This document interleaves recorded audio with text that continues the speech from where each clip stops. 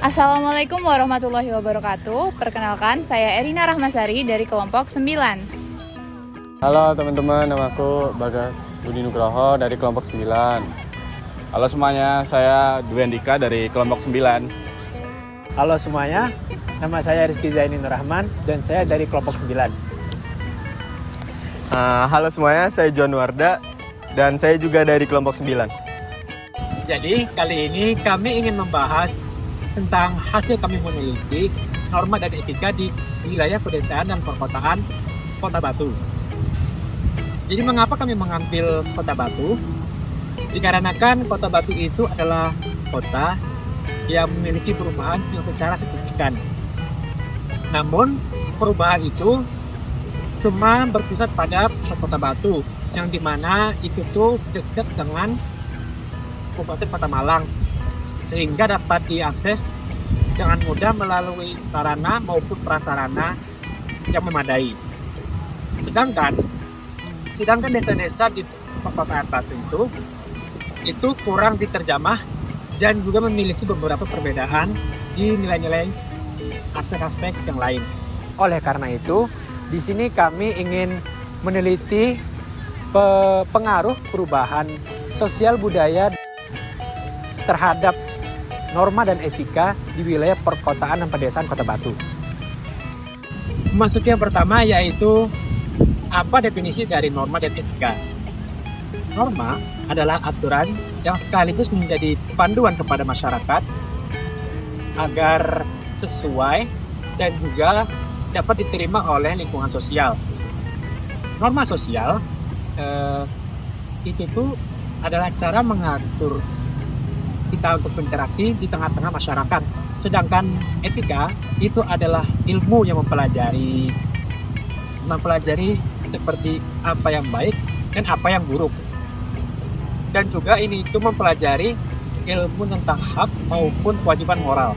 Menurut Rushworth Moulton Kidder dalam bukunya How Good People Make Tough Choices 2009, etika itu mencakup kejujuran, keadilan, rasa hormat, dan juga kasih sayang yang menjadikan dasar seseorang menjadi ideal maupun dalam kewajiban moral manusia. Membahas mengenai kekeluargaan, kedekatan, dan kesosialan antara masyarakat pedesaan dan perkotaan tentunya berbeda. Berdasarkan hasil wawancara yang telah dilaksanakan, sistem kekerabatan di daerah desa terasa lebih kental. Seringkali anggota keluarga besar seperti kakek, nenek, bibi, dan paman, serta saudara-saudara yang lain memiliki rumah di satu wilayah yang sama. Mereka cenderung memilih untuk membangun rumah yang dekat antar satu sama lain. Hal ini juga disebabkan dan dipengaruhi oleh interaksi sehari-hari masyarakat.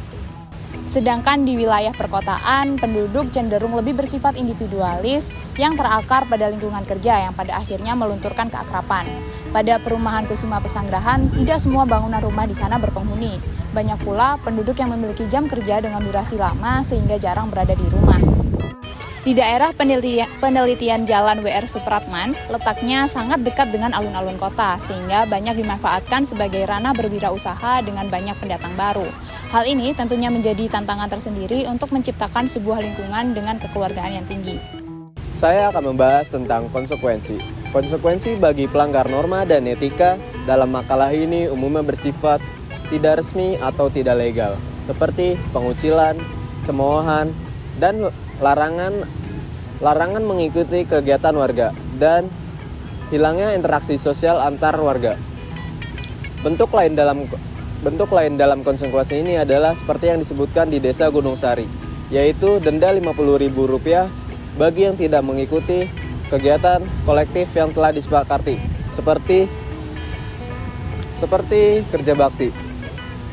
Untuk mengajarkan nilai-nilai ini kepada anak-anak, norma dan etika diperkenalkan secara turun-temurun. Anak-anak belajar melalui observasi sehari-hari, mencontoh perilaku orang dewasa, dan secara bertahap menginternalisasi nilai-nilai masyarakat yang diterapkan dalam keluarga dan lingkungan sekitar. Di wilayah perkotaan, proses ini mungkin lebih sulit karena adanya dinamika sosial yang lebih heterogen, sehingga pengaruh eksternal lebih besar. Oke teman-teman, selanjutnya saya akan membahas tentang peran lingkungan dan globalisasi terhadap etika dan norma. Perkembangan teknologi dan arus globalisasi memiliki dampak yang sangat besar terhadap etika dan norma di wilayah pedesaan dan perkotaan di Kota Batu. Nah, menurut narasumber kita, mereka sepakat bahwa perubahan itu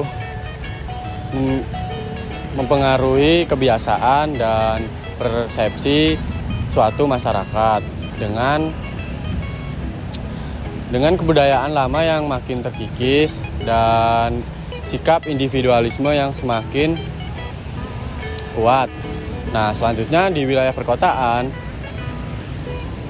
globalisasi mulai menguras budaya asli Indonesia, seperti bisa dilihat dari gaya hidup, cara berpakaian, dan sikap sopan santun, serta nilai tradisional dan keagamaan itu udah mulai memudar.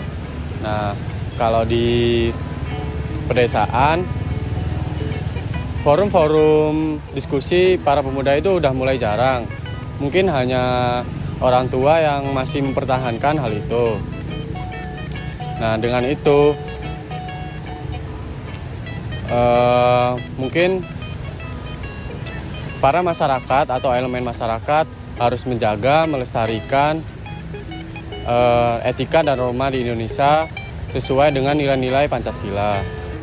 Melalui penelitian ini diharapkan dapat mengidentifikasi bagaimana norma-norma lokal dan etika sosial dapat memengaruhi interaksi antar individu, kelompok, maupun antara masyarakat dan pemerintah, baik di lingkungan desa yang lebih tradisional maupun di lingkungan kota yang lebih modern. Dan dapat disimpulkan bahwa perubahan sosial di Indonesia merupakan hal yang kompleks yang dipengaruhi oleh faktor-faktor interkoneksi, antara lain globalisasi, modernisasi, urbanisasi, dan pengembangan teknologi yang mendorong tergesernya nilai-nilai tradisional menuju nilai-nilai modern yang lebih individualis. Sekian yang dapat kami sampaikan. Mohon maaf jika ada kesalahan atau kekurangan. Terima kasih, sampai jumpa. Ya.